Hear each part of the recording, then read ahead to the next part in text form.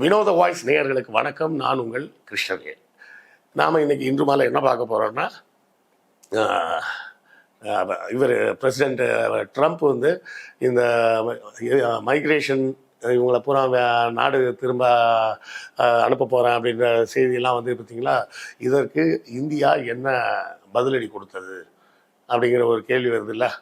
இந்தியாவின் நிலைப்பாடு என்ன அப்படின்னு நாமளும் பார்க்கணும். ஏன்னா நேற்று, அதாவது 25ஆம் தேதி அமெரிக்காவோட அதிகாலை நேரப்படி பிரதமர் மோடியும் அதிபர் ட்ரம்ப்பும் தொலைபேசி வாயிலாக பேசியிருக்கிறாங்க. என்ன பேசுனாங்க அப்படின்ற செய்திகள் எல்லாத்தையும் தான் விரிவாக இன்றைக்கி பார்க்க போகிறோம். நம்ம வீடியோவில் அடிக்கடி நம்ம வந்து அப்புறம் நண்பர்களே புத்தகம் வாங்குன்ற போடுறதெல்லாம் வந்து நிறைய பேர் கேலி பண்ணுறாங்க.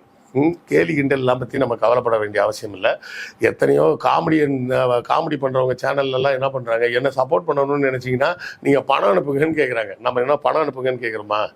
சேனல் நடத்த பணம் தேவைப்படும். அப்படி தேவைப்படக்கூடிய பணத்தை நீங்கள் புத்தகம் வாங்கினால் உங்களுக்கு புத்தகங்கள் வாங்கிய அந்த புத்தகங்களாகிய அறிவாயுதம் உங்கள் கைக்கு கிடைக்கும். அதன் மூலமாக எங்களுக்கு கிடைக்கக்கூடிய பணத்தை வைத்து நாங்கள் இந்த சேனலை நடத்த முடியும் அப்படின்னு தான் நம்ம சொல்கிறோம். ஸோ புத்தகம் வாங்குங்க அப்படின்னு நான் கேட்பதில் நான் கூச்சப்படவில்லை. அதை பார்ப்பதற்கு நீங்களும் சலிப்படைய வேண்டிய அவசியம் இல்லை.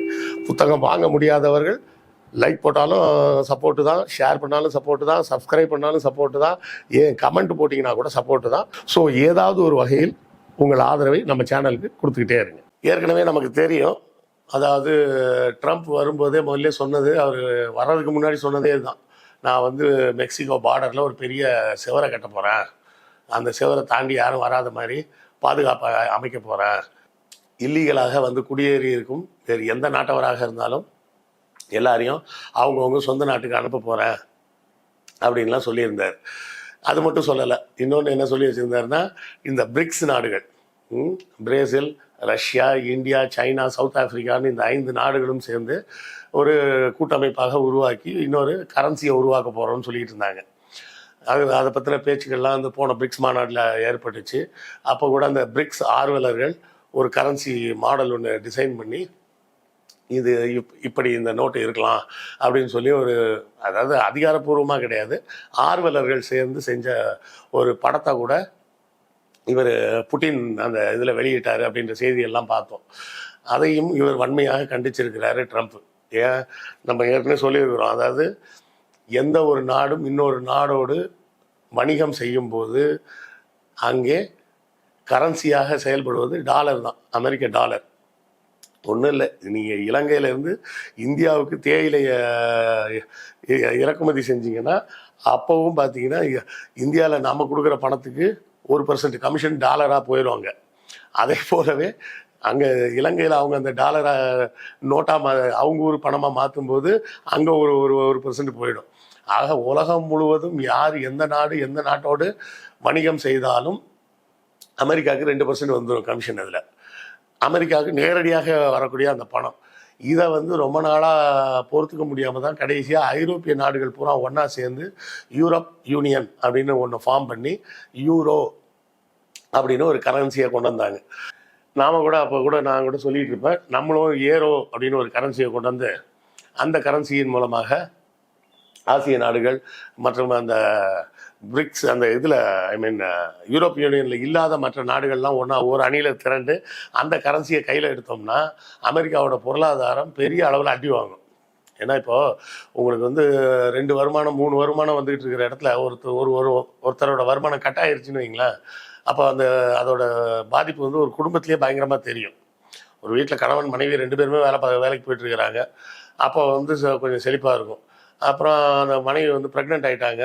ஸோ ப்ரெக்னன்சி முடிகிற வரை நம்ம வேலைக்கு போக வேண்டாம் அப்படின்னு சொல்லி அந்த ஒரு 2 வருஷத்துக்கு, அதாவது ப்ரெக்னன்சி அதோடு சேர்ந்து அந்த குழந்தை வளர்ப்பு அப்படின்னு ஒரு 2 வருஷம் அவங்க வேலைக்கு போகலன்னு வைங்களேன், அந்த 2 வருஷத்தில் ரொம்ப தவிச்சிருவாங்க. பழைய மாதிரி செலவு பண்ண முடியாது. அப்படி ஒரு சாதாரண குடும்பத்திலேயே ஒரு நபரோட வருமானம் கட்டாச்சுன்னா எப்படின்னா, அமெரிக்கா மாதிரி ஒரு நாட்டுக்கு பல்வேறு நாடுகளில் நடக்கக்கூடிய வணிகத்துக்கு பணம் வரும்போது அந்த பணத்தை வந்து மொத்தமாக இவங்க காலி பண்ணுறதுக்கு பிளான் பண்ணுறாங்கன்றதுனால தான் ட்ரம்ப் வந்து நீங்கள் அந்த மாதிரி அந்த பிரிக்ஸ் அமைப்பிலேருந்து புது கரன்சி கொண்டு வருவேன் அப்படின்ற கோட்பாட்டை கைவிட வேண்டும். அப்படி கைவிடவில்லை என்றால் உங்கள் நாடுகளிலிருந்து வரக்கூடிய ஏற்றுமதியாகி வரக்கூடிய எங்கள் நாட்டுக்கு வரக்கூடிய பொருட்களுக்கு 100% இம்போர்ட் டேக்ஸ் போடுவோம் அப்படின்னு சொல்லி அறிவிச்சிருந்தார். நான் அதை சட்டமாக கொண்டு வரல, அறிவிச்சிருந்தார். அப்படி அது வந்துன்னா இந்தியாவுக்கு ஏதாவது பெரிய பிரச்சனை வருமானா கண்டிப்பாக வரும். ஏன்னா இந்தியாவுக்கும் அமெரிக்காவுக்கும் இடையே நடக்கக்கூடிய எக்ஸ்போர்ட் இம்போர்ட் எல்லாம் சேர்த்து அதோட வேல்யூ எவ்வளோன்னு பார்த்தீங்கன்னா $118 billion. B for ball, $118 billion ஒரு வருஷத்துக்கு இந்தியாவுக்கும் அமெரிக்காவுக்கும் இடையே நடக்கக்கூடிய வர்த்தகத்தின் மூலமாக கைமாறக்கூடிய பணங்கள். இதில் இந்தியாவுக்கு அதிகமாக கிடைக்கக்கூடியது எவ்வளோன்னா, அதாவது அதை ஈக்குவலாக 2ஆக டிவைட் பண்ணோன்னு வச்சிங்களேன். 2ஆக டிவைட் பண்ணோம்னா நமக்கு வந்து அமெரிக்காவை விட $32 பில்லியன் அதிகமாக வருது. அப்போ நம்ம தான் வந்து அதிகமாக எக்ஸ்போர்ட் பண்ணுறோம் அமெரிக்காவுக்கு. அப்போ இந்த நேரத்தில் இப்படி அமெரிக்கா வந்து ஒரு 100% டேக்ஸ் போடுவேன் அப்படின்னு சொல்லி போட்டால் யாருக்கு நஷ்டம்? அமெரிக்க மக்களுக்கு தான் நஷ்டம். புரியுதா? இந்தியாவின் பொருட்கள் குறைஞ்ச விலையில் அமெரிக்காவில் கிடச்சிட்டு இருந்தது. 100% டேக்ஸாக போட்டாங்கன்னா என்ன ஆகும்? அமெரிக்காவில் தான் அதோட விலை கூடுமே தவிர நமக்கு எந்த பாதிப்பும் கிடையாது. மேபி இந்தியாவில் வாங்காமல் வேற எங்கேயாவது போய் வாங்கிக்கிறேன் அப்படின்னு சொல்லி போகலாம். அப்படி போகவும் முடியாது. ஏன்னா பெரும்பான்மையான இந்த பின்னலாடை தொழில்னு சொல்கிறோமே, அது வந்து பங்களாதேஷ் மற்றும் இந்தியா தான் பெரிய அளவில் பண்ணிகிட்டு இருக்கிறாங்க, அமெரிக்காவுக்கு ஏற்றுமதி பண்ணுறாங்க. அப்போ அந்த ஏற்றுமதிக்கு போய் 100% விலை ஏற்றுனாங்கன்னா அமெரிக்காவில் துணி விலையெல்லாம் கண்ணாபின்னான்னு ஏறி போகும். சரியா? இப்போ கூட இங்கே சென்னையில் கூட பார்த்தீங்கன்னா அமெரிக்காவோட முக்கியமான ஒரு கோட் போடுறாங்களே, அந்த கோட்டோட ஒரு பெரிய பிராண்டு கோட், அதை வந்து இங்கே தான் நம்ம சென்னை வட சென்னை பகுதியில் தான் எங்கேயோ ஒரு இடத்துல கொடுத்துருக்குறாங்க. அங்கே தான் கான்ட்ராக்டு. அந்த கான்ட்ராக்டில் இருந்து தான் இந்த கோட்டு தயாராகி அங்கே அமெரிக்கா போகுது. இப்போ இது எல்லாத்துக்குமே விலைவாசி ஏறும். எங்கே? அமெரிக்காவில் தான் விலைவாசி ஏறும், நமக்கு விலைவாசி ஏறாது. மேபி அதனால் அவர்கள் அங்கே வாங்குவதை குறைத்து கொண்டார்கள் என்றால் நமக்கு இங்கே தொழில் நஷ்டமடையும் வாய்ப்பு இருக்குது. வாய்ப்பு இல்லாமலாம் இல்லை. சரி, மோடியும் ட்ரம்ப்பும் பேசி கொண்டதில் என்ன பேசினாங்க அப்படிங்கிறதுக்கு 2 செய்தி தான் சொல்லியிருக்கிறாங்க வெளியே. ஒரு செய்தி என்ன அப்படின்னு சொன்னால், அமெரிக்கா வந்து இந்தியாவை வலியுறுத்துகிறது, நீங்கள் குவாட் கண்ட்ரீஸ், குவாட்னா குவார்ட்டர் அப்படின்ற 4ன்னு சொல்கிறாங்களே, அந்த ஒரு குவாட் சம்மிட் ஒன்று ஃபார்ம் பண்ணணும். அந்த குவாட் சம்மிட்டில் யாரெல்லாம் இருக்கணும் அப்படின்னு கேட்டால் அமெரிக்கா, இந்தியா, ஜப்பான், ஆஸ்திரேலியா, இந்த 4 நாடுகளுக்கும் ஆன ஒரு அமைப்பாக உருவாக்கி அதன் மூலமாக நம்ம ட்ரேடை டெவலப் பண்ணணும் இந்த 4 நாடுகளுக்குள்ள அப்படின்னு சொல்லியிருக்கிறாரு. இது நல்ல விஷயம்தான். ஒரு குறிப்பிட்ட 4 நாடுகளுக்குள்ளே இப்படி ஒரு ஒப்பந்தம் வந்ததுன்னா அந்த 4 நாடுகளுக்குள்ளே நடக்கக்கூடிய ட்ரேட் வந்து இன்க்ரீஸ் ஆகும். அதுவும் இந்தியா வந்து உற்பத்தி திறனை அடிப்படையாக கொண்ட ஒரு நாடு. மற்ற 3 நாடுகளும் கொள்முதல் செய்வதில் அடிப்படையாக இருக்கக்கூடிய நாடுகள். அதனால் இந்த ஒப்பந்தம் நிறைவேறுச்சுன்னா இந்தியாவுக்கு ஒரு மிகப்பெரிய வலிமையை சேர்க்கக்கூடியதாக இருக்கும். மோடி வந்து இந்த இமிக்ரேஷனை பற்றி என்ன சொல்லியிருக்கிறார் அப்படின்னு பார்த்தோம்னா, India will do the right thing when the time comes அப்படின்னு சொல்லியிருக்கிறார். அந்த நேரம் வரும்போது இந்தியா செய்ய வேண்டிய வேலையை சரியாக செய்யும் அப்படின்னு இருக்கிறாரு. இது என்ன ஒரு ஸ்டேட்மெண்ட்டுன்னு எனக்கும் புரியல. வரவேற்கிறேன்னு சொல்கிறாரா, எதிர்க்கிறேன்னு சொல்கிறாரா, இல்லை அவங்கள வந்து நார்மலைஸ் பண்ணி அமெரிக்காவிலேயே குடியுரிமை கொடுங்கன்னு சொல்கிறாரா, எதுவுமே தெரியல. ஏற்கனவே பார்த்தோம்னா நேற்றோ முந்தா நாள் வந்து கொலம்பியாவுக்கு ஒரு 450 பேரை ஃப்ளைட்டில் ஏற்றி அனுப்பிச்சிருக்கிறாரு ட்ரம்ப்பு.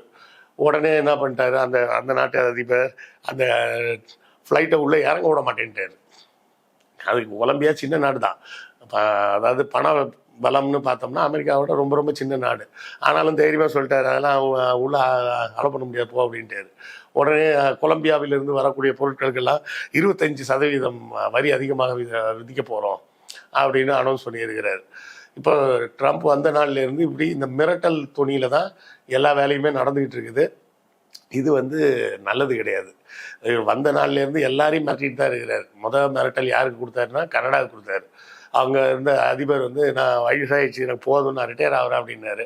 அப்போ கனடா அமெரிக்கா கூட சேர்த்துருங்க அப்படின்னாரு. அது ரெடியா? கனடா என்பது ஒரு சவரின் கவர்மெண்ட்டோட இருக்கக்கூடிய ஒரு தனி நாடு. அந்த நாட்டை அமெரிக்காவோட சேர்த்துருங்க அப்படின்னு அன்றைக்கி ஒரு பேட்டியை கொடுத்தாரு. அடுத்தால பார்த்தீங்கன்னா ஹமாஸ் வந்து உடனடியாக போர் நிறுத்தத்தை கொண்டு வரலன்னா வெளுத்து விடுவேன் அப்படின்னாரு. ஆனால் உண்மை என்னன்னா போர் நிறுத்தத்துக்கு ஒத்துக்காமல் இருந்தது இஸ்ரேல் தான். இஸ்ரேலை சொல்கிறதுக்கு துப்பு இல்லாமல் ஹமாஸை சொல்லிட்டு இருந்தாங்க. ஹமாஸ் வந்து போர் நிறுத்தத்துக்கு அவங்க எப்போ வந்து ஓகே சொல்லிட்டாங்க. அவங்க சில கண்டிஷன் சொல்லி இந்த கண்டிஷன்ஸுக்கு ஓகேன்னா போர் நிறுத்தம் ஓகேன்னாரு. ஆனால் இஸ்ரேல் தான் முடியாதுன்னு சொல்லிகிட்டே இருந்தாங்க. அதில் இன்னும் சொல்லப்போனால் இஸ்ரேலில் அவரோட கூட்டணி கட்சியில் இருந்த ஒருத்தரே வந்து நாங்கள் வந்து போர் நிறுத்தம் வந்ததுன்னா எங்கள் அரசுக்கு நாங்கள் தரக்கூடிய ஆதரவை வாபஸ் பெறுவோம் அப்படின்னே நேரடியாகவே மிரட்டினார். அவங்களெல்லாம் விட்டுட்டு என்ன பண்ணார், போர் நிறுத்தம் வரவில்லை என்றால் ஹமாஸை வெளுப்பேன் அப்படின்னாரு. அப்போ அடுத்தால என்ன சொன்னார், பிரிக்ஸ் நாடுகளுக்கு பூரா 100% எக்ஸ்ட்ரா வரி போடுவேன் அப்படின்னாரு. இப்போ ஒவ்வொரு நாடையும் மிரட்டுற வேலையாக தான் ட்ரம்ப் வந்து தொடர்ந்து பண்ணிக்கிட்டு இருக்கிறாரு. இது குறித்த உங்கள் பார்வை என்ன, உங்கள் கருத்துக்கள் என்னன்றதையும் கமெண்ட்டில் சொல்லுங்கள், நானும் தெரிஞ்சுக்கிறேன். அடுத்த காணொலியில் சந்திப்போம். நன்றி, வணக்கம்.